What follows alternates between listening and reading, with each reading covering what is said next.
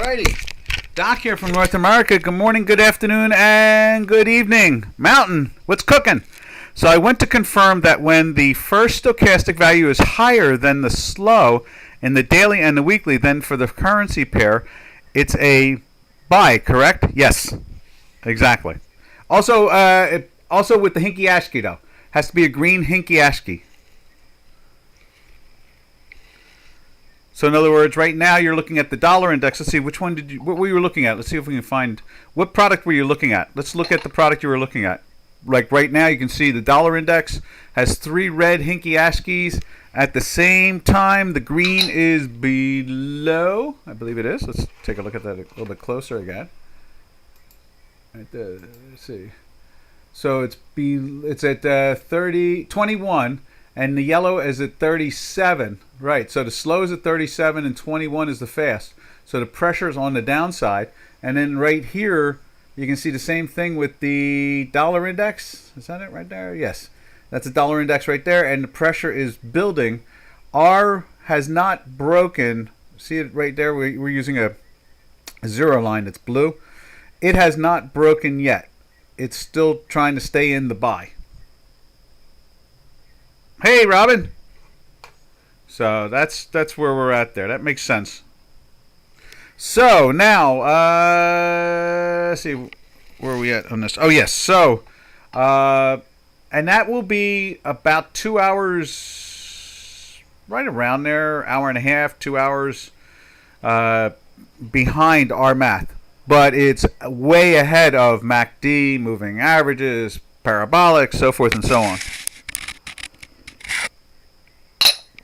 Well, there are many pairs like this, but I am looking at the NZD and the NZD-CH. Okay, so let's take a look at that. NZD CAD, right? The old loonie. The loonie trade right there. So what you see there is the slow is at 23, the fast is at 26, and when that Hinky turns up, it's telling us that the strength is kicking in. Let's look at it over here. We follow the same one. It's the old loonie trade that we, where's that at? Not there. Right there. And right, oh, another all-time high maybe in the Turkish lira. Where's it at? Right there. Now ours was minus all along. It's turning plus now. See it right there? We're trying to turn plus. The weekly's been in a weekly sell right there for 3, 4. This is the 6th week in a weekly sell. It is trying to turn up. You can see that. That's the strength there. This is the, you can see the daily right here is through the zero line, and it's trying to turn up. And that's a weekly we're looking at. So the weekly is matching up to our work right there. Okay. And it's trying to pierce. It is trying to get through the zero line. It has done that already here, but it hasn't gone green yet. It needs to go green, and we're green here, but we're not turning it up yet. Let's see. Let's go over to the daily on that. There's the daily, and you can see red all the way down, and it should be turning soon. It'll join in with this right here, and you can see the 27 versus 15. This is already turned. So the green is already turned, and we're just waiting for the Hinky ASCII bar to turn. How's that? That makes sense to you? EuroCAD. Let's see what the EuroCAD looks like. That I haven't looked at in a while. Let's see what the EuroCAD. Let's see, where is it at? Right there. There's the EuroCAD. It's at just about busting through. Let's put it up on J4X. EuroCAD.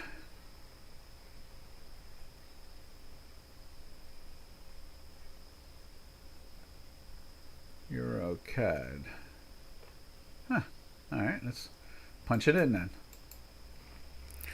Euro. Nope, wrong keyboard there. Euro. Put that light on like that so I can see it. There it is.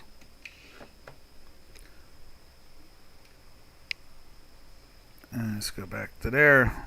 EUR. Euro.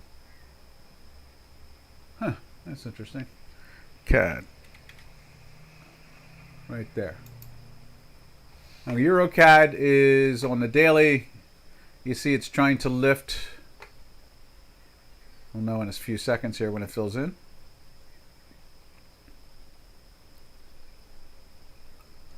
And waiting for the lines to join in.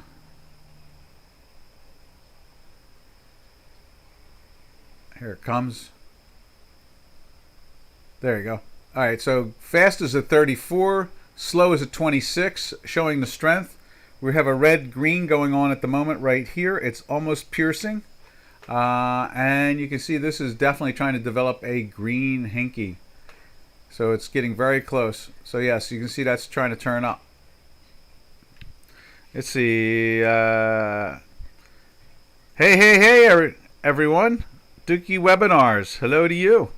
And Mountain says, my NZD CAD J4X shows 2 green days today and yesterday. I saw 2 red ones on your 4X. Yeah, that's where it's at now. You can see 3 red on the Euro CAD. Is that what it is? No, NZD. Let's go back to NZD. NZD is right, where's that at? Right there. Well, on the daily, we have a bunch of reds. So it's 3, 4, 5, 6, 7. Now on the weekly, maybe that's what you were saying, the weekly. Let's see what the weekly looks like. The weekly, a lot of red also.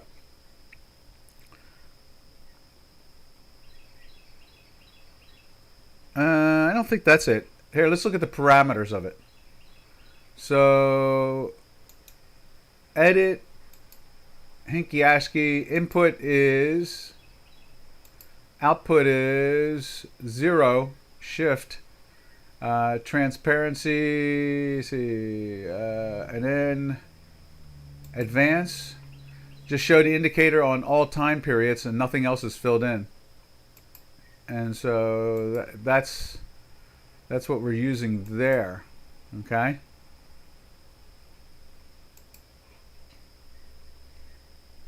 NZD daily. Yeah, that's weekly.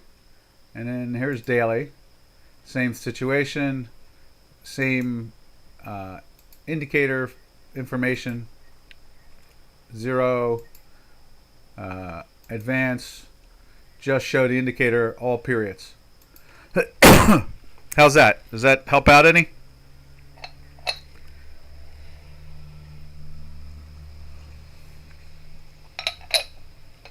I don't know if it's another day start or not. I would think not, since he's looking on his J4X too at the same time.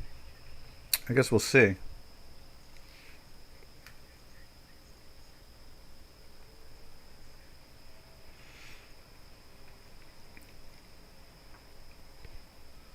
So at this point, the slow and fast stochastic, how's that match up? Is that matching up better or somewhat accurate, or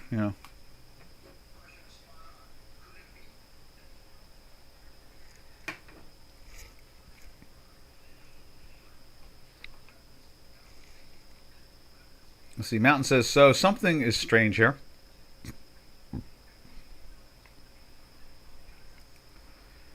Huh. That's interesting. I do see something here. Let me make this bigger. It says on the bid. And then let's see what happens when we go into the ask.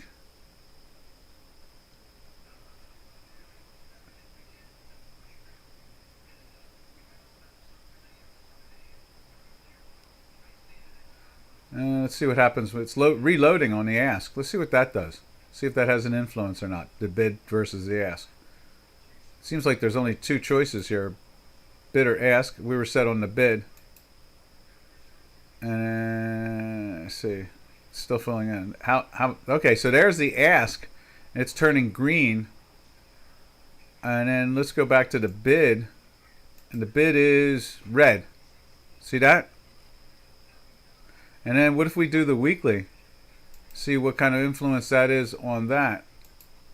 So there is the bid is red, and let's see what the ask is.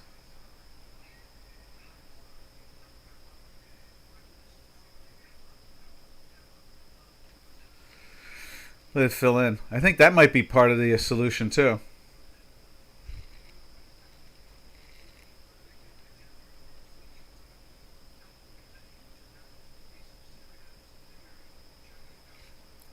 No, that's still red also. So let's go back to the daily. And that is the ask. And like I said, when we go to the bid, it's red.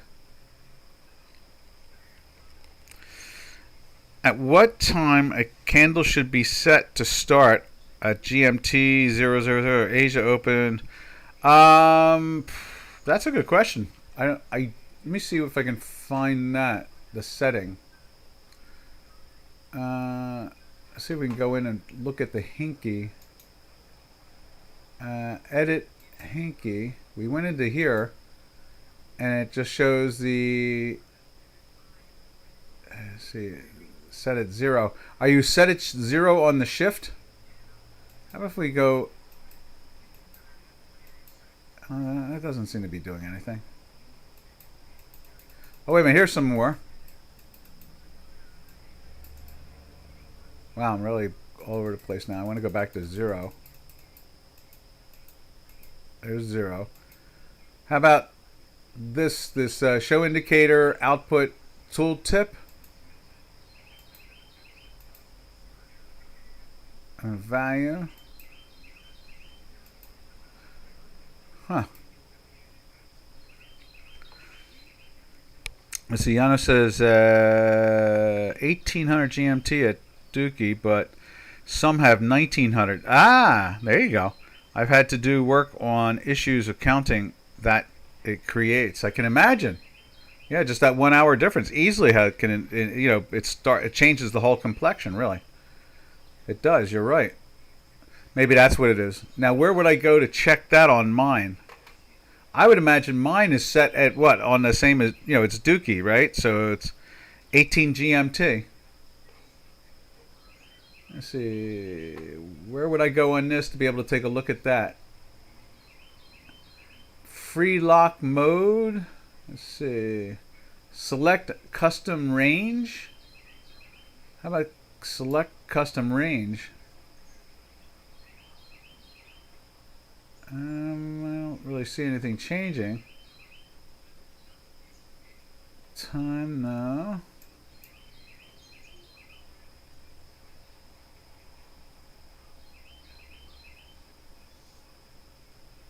Let's see. Yano says, GMT. There will have to be scripts made to account for the different partner bank times to match the days. I had to set up, but I did not remember. It's at the top bar setting. Top bar setting. So in here, there's the top bar. Where's the setting at? Table? No. Top bar. Maybe there. Dark theme, no. No. One click. Click to open. Super chart.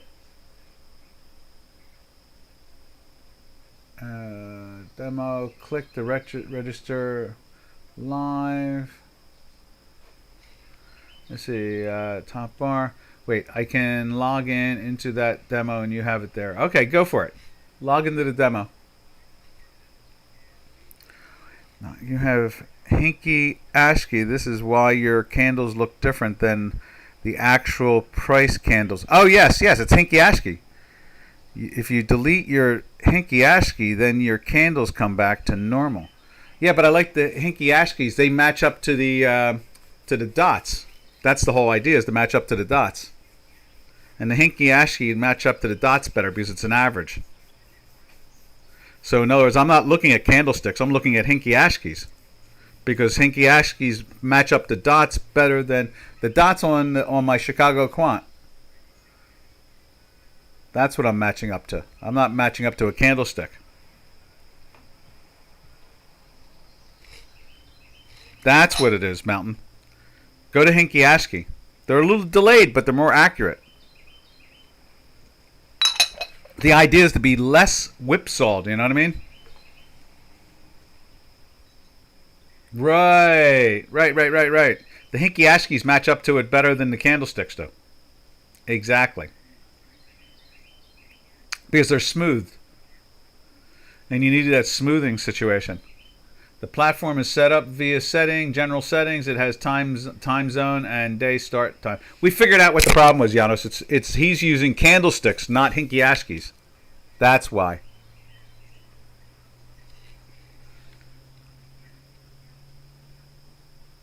Yeah, that's what it. See, now that'll make more sense. See, the idea is we're trying to give you the most accurate directional tool with the least amount of whipsaws. In other words, it go into a buy, and next thing you know, you're back into a sell. And that's the whole idea, is to do that. And so the Hinky-Ashkeys smooth it. They're delayed, but they smooth it. And so it makes it more accurate when you combine together the fast and slow stochastic with the Hinky-Ashkey. It makes it more accurate that way. Right. Exactly, Giannis. Exactly. And I have heard people say, "Oh, I'm confused. That your candlesticks are off." And it's like, no, they're not candlesticks. They're smoothed. So it's a 4-point Cartesian coordinate system, smoothed over by an average of 4, or by 2 actually. Divided by 2. So it smooths it out, and then by smoothing it out, you get more continuity. So you're not going into red and green. See, it smooths it out. It goes on for a while. And so you might get short one day and it's up, but it's still red, and the green line is still below the Hinky-Ashkey. The next day it makes up for it. It all comes down to the type of vehicle you use to get long or short. How you get, not the product, but the vehicle. So in other words, the spot versus the binary versus options. In other words, it's all a combination of all that.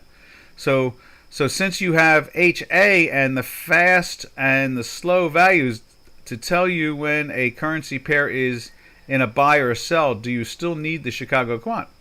Yeah, Chicago Quant is a couple hours ahead.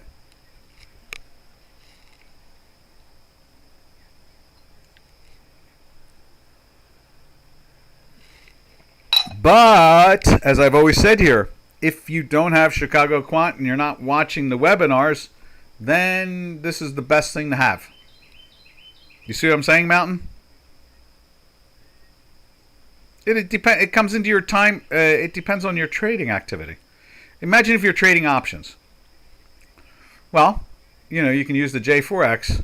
You'll be a couple hours behind Chicago Quant, but it won't matter because you're trading options. So you're not worried about getting stopped in and out and so forth. Yes. Yeah. Usually about an hour and a half to 2 hours ahead on a daily. And obviously the shorter the time frame, the better. But Chicago Quant is ahead of the curve still. It's much faster. But this is free, and it's public.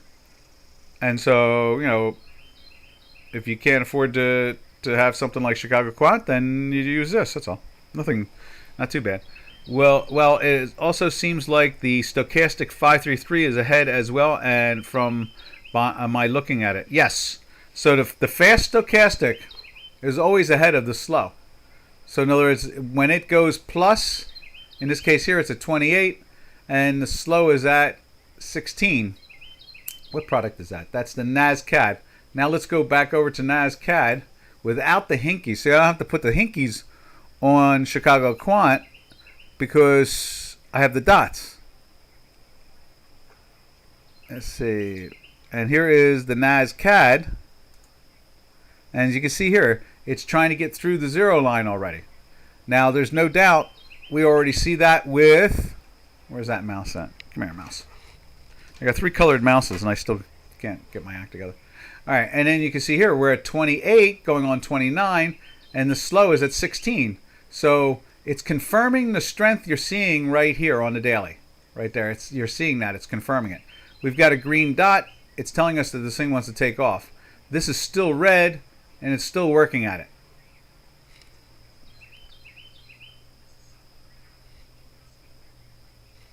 Does that make all sense now?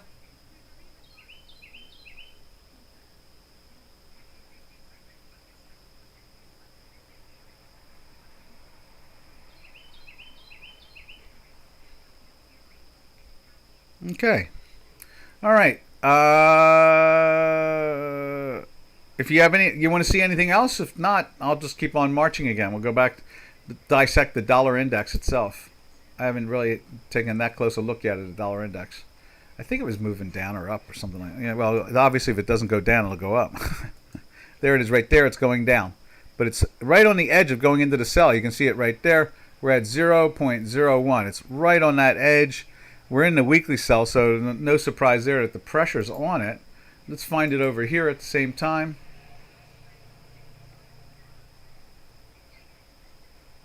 Right there.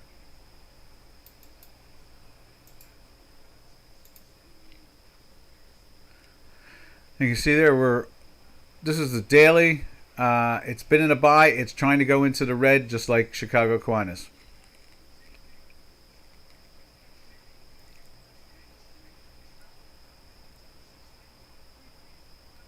Exactly. What it's doing is we're using Chicago Quant to show you the accuracy of J4X. I'm going to say that again. We're using Chicago Quant to show you the accuracy of J4X because Chicago Quant is right in anywhere in between 85 and 90% of the time. And so you can see how long and how accurate J4X is with this combination of the Hinky-Ashkeys, the slow, stochastic versus the fast stochastic.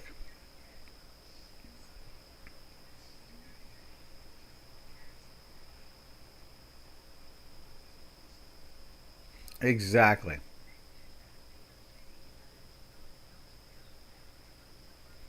All right, now from there, as you can see here on the dollar index, like I said, it's starting to break down, which makes sense. Interest rates are, sideways. I don't think they're gonna. I don't know if they're gonna raise them next Fed meeting or not. I don't have a strong opinion. Excuse me. I don't know why I'm yawning, but I don't have a strong opinion when I think about the Fed. I really don't. Now look at that. There, you can see it's there. It's getting red now on the Hinky-Ashkey on the dollar, and it's there's pressure for the dollar to go back down more. Probably challenge the par again, like 1.004 or 1.040 or 50 or 30 or something like that. I could see them challenging that again, and I imagine that everybody stares at that century mark, just like the way we did with the euro for a long time. Mountain says, let's see, and I get a buy on H4 all the better. Right, exactly. Doc, you're yawning. I know. Didn't you get enough sleep? Oh, I did. I've been running around doing stuff, taking care of the plants and so forth. I said Federal Reserve and I wanted to yawn. Don't ask me why. When I say Federal Reserve, I feel like I need to yawn. It's saying the Federal Reserve and thinking about them makes me yawn. They're so misdirected. They're so incoherent. They're so ridiculous, I can't. It makes me want to yawn.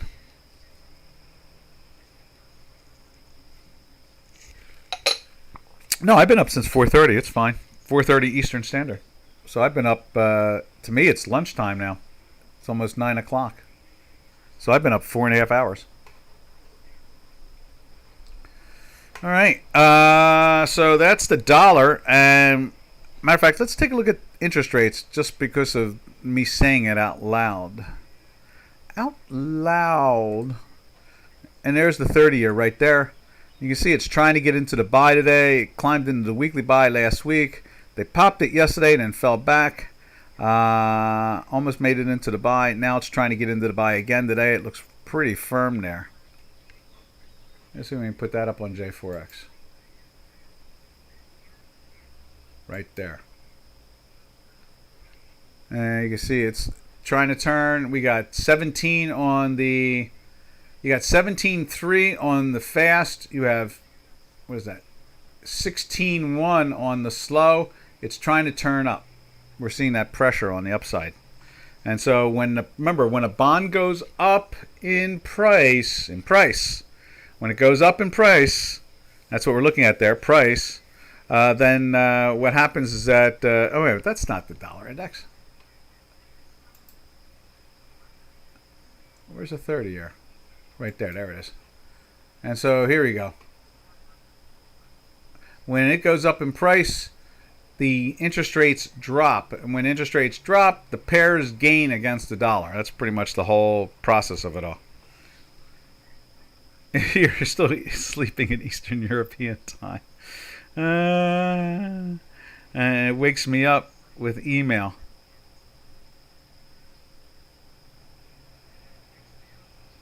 Oh my goodness.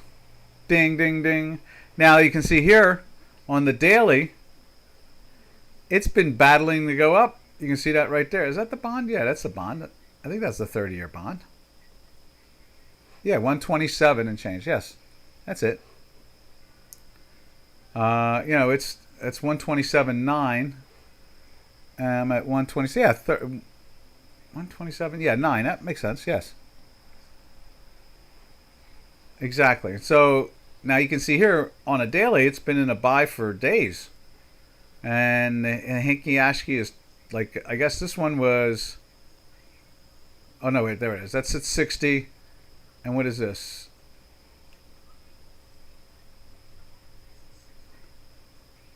So it's at 60, let's see, 60.9 on the slow, 62.9 on the fast. So it's trying to turn up in here.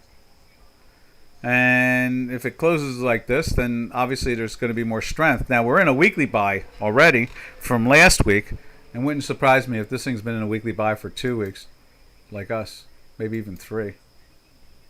Yeah. Now on the fast, we're going on 4 weeks of a buy right there. Let's make that bigger or brighter. Style. There we are. So you can see the fast jumped into the weekly buy 1, 2, 3, 4 weeks back. This is starting the 4th week. And normally the fast is more of the way the Hinky Ashki works with the J4X. Let's see. It must be nice sleeping in Latvia, being a NATO country, which Russia will not touch. Exactly. Exactly. I think Russia touches itself at this point. Janos, what do you think of that crazy stuff over the weekend? Is that a Putin fake out or what? Is that just make everybody confused? It looks like he picked up 25,000 troops in the end result.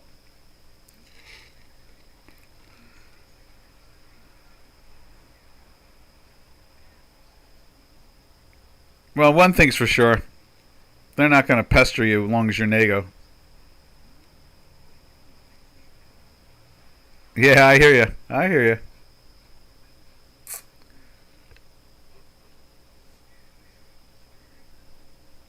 All right. Now, what else can we say about any of this?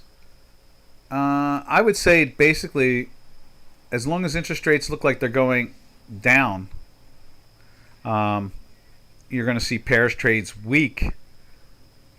I mean, you're going to see the dollar side weak against the pairs trades, that type of thing.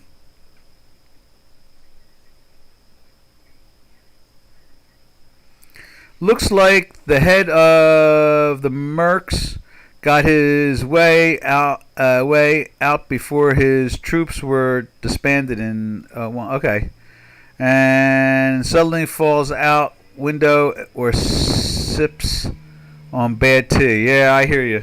I hear you. Well, the fact that they're just going around in circles now is a good thing.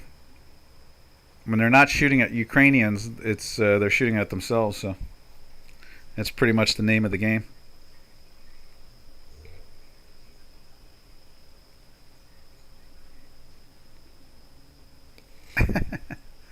Oh no, the cage fight between Zuckerberg and Elon Musk have been canceled. Oh no. Alright. Suddenly falls out a window. Woo! Alright, from there let's take a look at the euro. And the mountain, if you got something to look at, just give a shout. We'll go look at it. No, that's the S&Ps.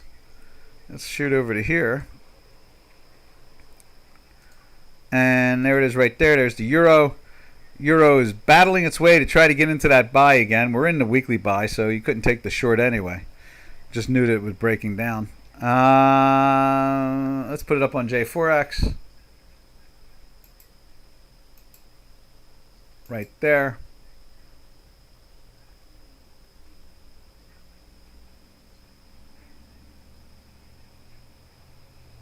There it is.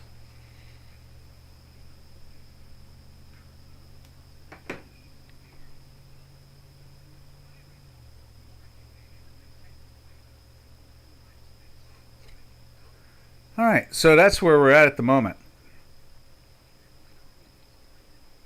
Now, you can see here on the weekly, it's been in 3 weeks of a buy. Same situation as here. Now let's put up the daily. And there's the daily. You can see it's trying to turn up. Also, like here, we got a green and a red. It's got a green going on here. Green is at 46. Slow is at 47. So it's almost there. It's trying to get into the buy. 45 versus 47. So it's very close.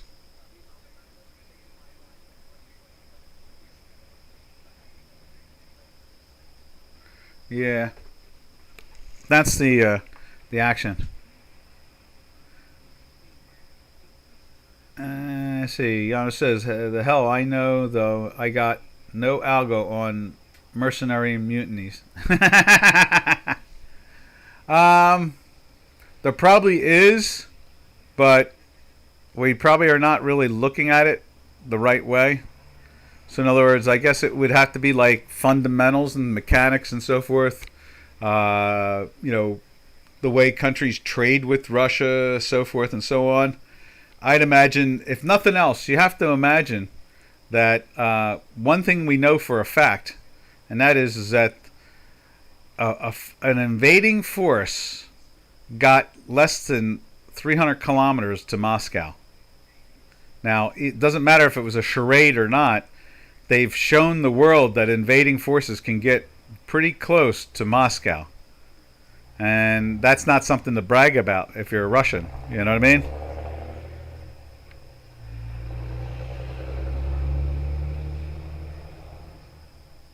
Yeah, I mean, yes, yeah, they look at a lot of mechanical processes and they try to measure it up. I mean, literally, like, deserters, people who are disappearing, death tolls, the way people, polling back in the home country. There's all kinds of data points that you can use. But more than anything else, the simplest thing to say is an invading force marched less than 300 kilometers away from Moscow and took 12 hours to negotiate, no matter what, in the end, if it was fake or not. But that is not that. Let's put it this way: that's not a way to build a good reputation for Russia. That hurts Russian reputation in the end.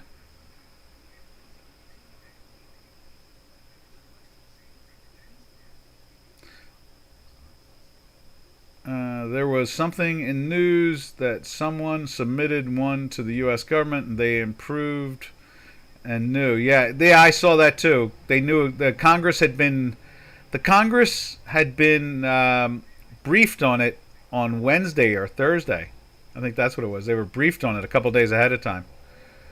It's lining up. It's most likely going somewhere. Yeah, I know what you mean. But those are if and then and probably algos based on data analysts of prior events. Right, exactly. All I can say is I look at I always go with the KISS concept. Keep it simple, stupid. And so you look at it on a raw deal, the raw basic, and that is an invading force got less than 300 kilometers to Moscow. Now, they resolved it peacefully. They bought them off. But still, an invading force got 300 kilometers to Moscow. What do you think of the people in Georgia and Azerbaijan and, I don't know, Syria and so forth? All these other places where they've been getting beat up from the Russian forces.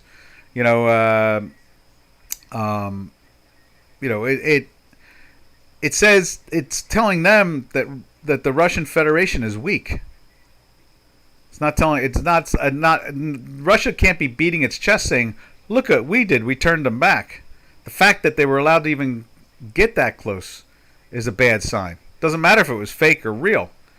It's not a good advertisement. It's not. That's not a way to build your brand name. I can't even get. Are you getting quotes in Canada? Robin, where are you getting the quotes on Ruble anymore? I don't even get quotes anymore.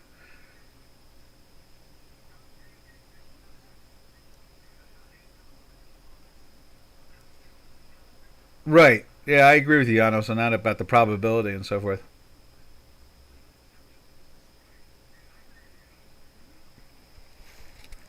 I always look at it on a simplistic level. Usually the simplistic level is usually the better story in the end. Yeah, we can't even get quotes.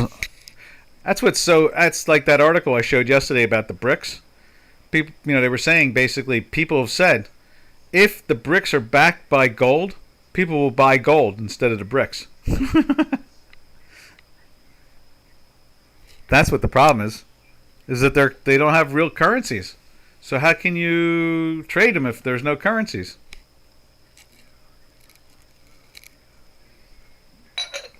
I mean, it just doesn't seem to stop when it comes to the goofiness of the planet. All right. From there, we'll go over to, as I sip my tea, let's go to the British pound. And there is the British pound trying to turn up. Also, we've got the green at 23, and we've got the slow, or the fast, at 23.5, and the slow at 28.5. So still feeling the pressure there. I think it's like 4 or 5 days in a sell over here, too. Let's see. Right there, yeah. So you can see it's trying to turn up. Also, we're getting right on the edge. We're just, look at 0.00015. We're just in the plus by a hair. You've got a green and a red. And as you can see here, the pressure is on the upside. Let's see. Russian military proved unsupportive of Putin on the weekend. Yes, exactly. On the simplest level, that's what it really comes down to. Ruble is worth 1 cent US now. Is it really? Wow. So it's basically trading at 100 rubles to the dollar now. Yeah, I've been saying this since like the second week of the invasion into Ukraine over a year and a half ago now. I've been saying that they have destroyed, or they are destroying their brand name. They've, for decades upon decades, they built a very tenacious, a very powerful brand name. Russia, the powerhouse, the competing superpower. What they're doing, but with the stupid invasion to Ukraine, is all they're doing is showing everybody that they're nothing. Superpower is tied down now for a year and a half. That was supposed. Let's put it this way: if America wanted to invade a country, it would be invaded in a matter of hours and days. Now it would be ugly, but it would be invaded. And there would be no, let's put it this way: the president of Ukraine would not exist anymore. He wouldn't be dancing around on TV. And they've wrecked their brand name. He's wrecked it. He's wrecked it. And I don't know how to get it back. Think about it. If he fired nuclear weapons, that would hurt him more, not help him more, because everybody would say, "Wow, they were so desperate they had to fire nuclear weapons." Not counting the fact that more than half of them probably would explode right on the launch pad. That's the worst part. So they're really trapped, the Russian Federation. We don't even know if their nukes are going to work right or not. We've already seen that some of their more sophisticated stuff fail. We've seen their hypersonic rockets not fly correctly whatsoever. So, what I've been told over the years, a third of their nuclear force would literally almost implode right where it was fired, or it would fall over, one or the other. So, no, he's wrecking the brand name. He's supposed to act tough and not have to do anything. That's the whole idea. And that's why you have a mean merc force. They can do all the things in the name for, and then not have to get blamed for it. So yeah, it's a mess. All right, from there we go over to where we go to. Let's do it over here first. From the British pound, we're going to go to the Swiss, and you can see Swiss is trying to break down, but it's in the buy right here. Is it right there? Yeah, that's the buy. It's just kind of stumbling around, and we're in a weekly sell for a couple days here, a couple weeks, 3 weeks, going on a third week now. And let's put it up on J4X.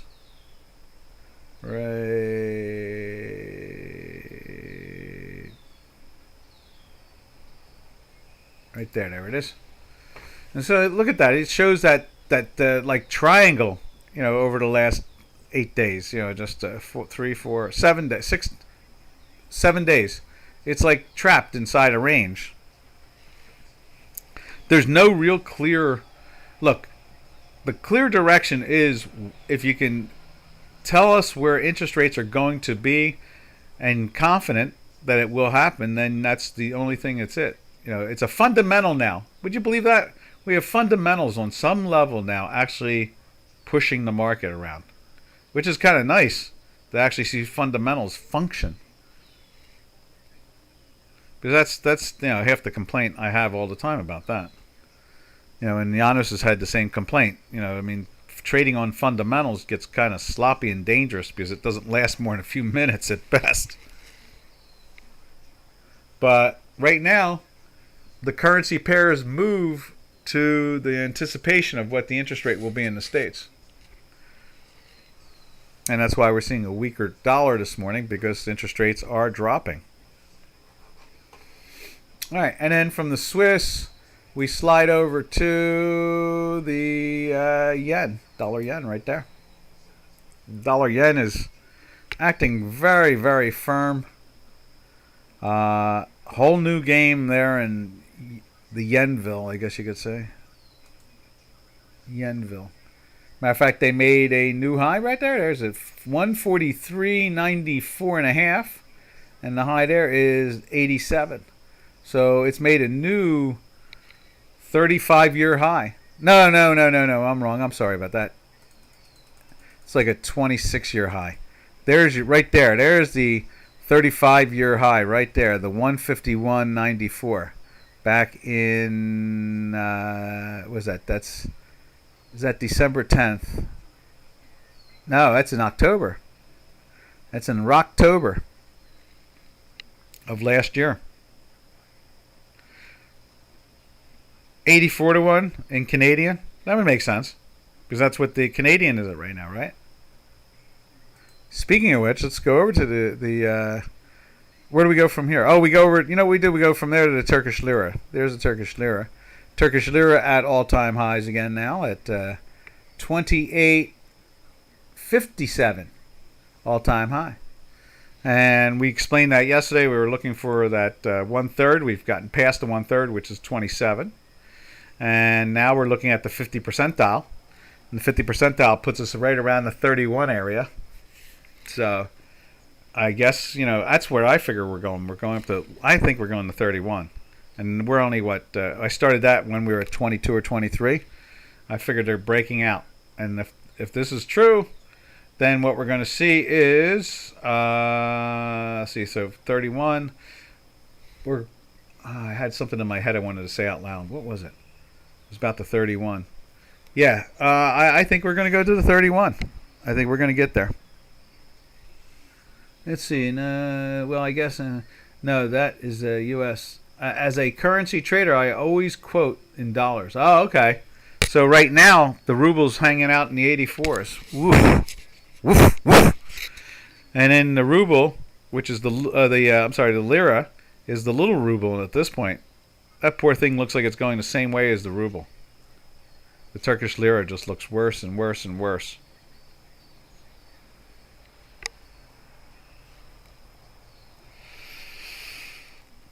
I always think of myself as Eurocentric.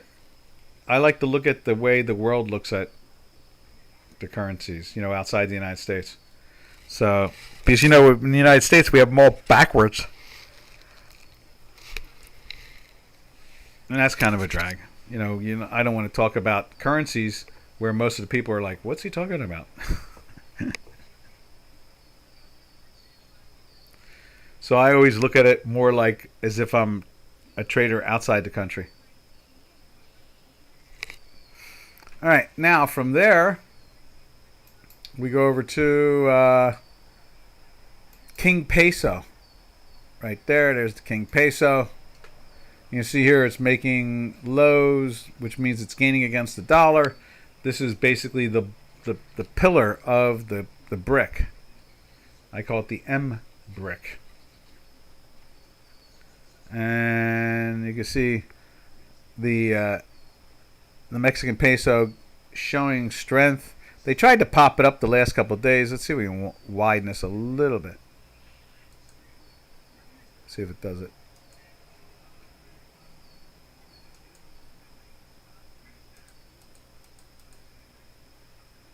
Let's see if moving it up that helps. There we are. Yeah, so you can see there, it's in a sell for, no, it's been in a buy since back in here, and it's now finally going into the sell right there. And we're in the weekly, where are we at? We're in the weekly sell now for a while. Like 12 weeks. And then from the Mexican peso, we slide over to the South African rand, the second biggest brick.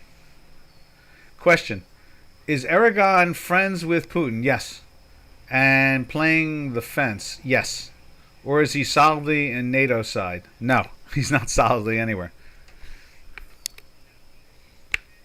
And his objective is to lower the value of his currency to get foreign investors, which we talked about yesterday. Ooh, I got another yawn going on. I talked about that yesterday, and it is a sleepy concept of investing and a sleepy concept in health for an economy. Devaluing your currency, like the way they have gone from 1 to 28, is not a good thing. That's hyperinflation.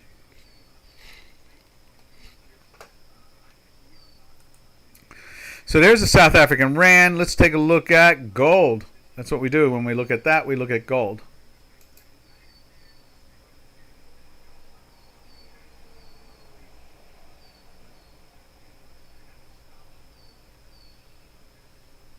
Right there's gold.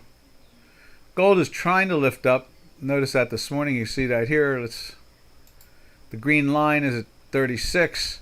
The slow is at 22. It's trying to lift. It's just looking for that green hinky ASCII. Then over here, nope, not there. Right there.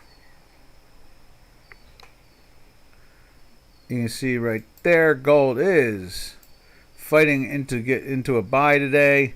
Weekly is still underwater. You can see the little green thing. It's trying to get back into this channel thing that we've been watching. Keeps on hitting it every day, even with it out of the channel. And it keeps on trying to lift up in there. Not a lot of confidence in the metals complex. We did see silver, and it's on its second day of a buy. We can go look at that.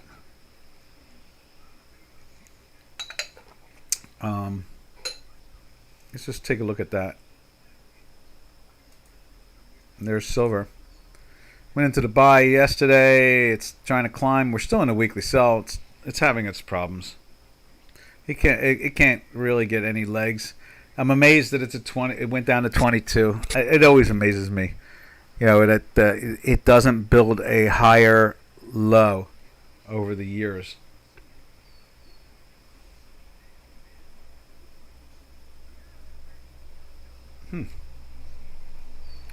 All right, and then from there,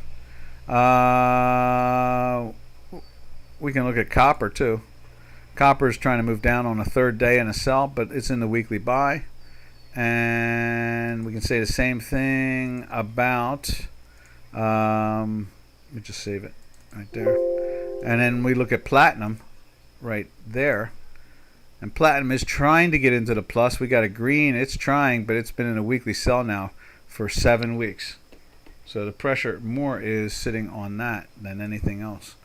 And if platinum can't get into a daily buy, and obviously not in a weekly buy, then it's awful hard to expect to see any strength out of that product.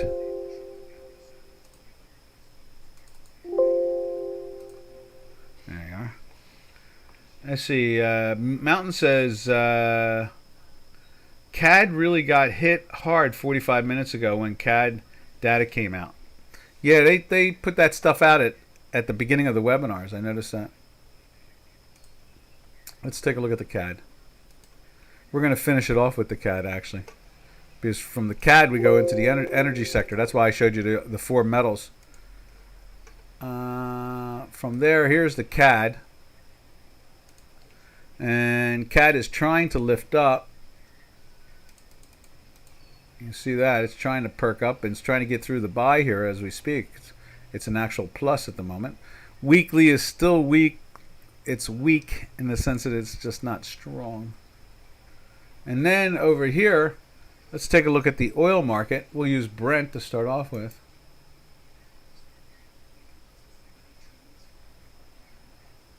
Right there. Brent is still into the minus. And you can see West Texas. Let's show you what West Texas looks like. Right there.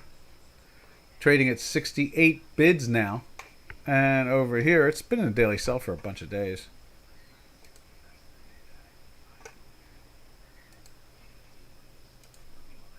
There it is right there. It's down a little bit for the day. It's trading at 68.98. It is flirting with a weekly buy. That's through the manifold. It's been there since Monday through the manifold. If this thing gets into a buy, this thing could be a real good jump on the upside. And then let's see what's the discount. That's the front month. The back month is 23 cents. So it's about 24 cents over in premium. So obviously they don't want to take delivery.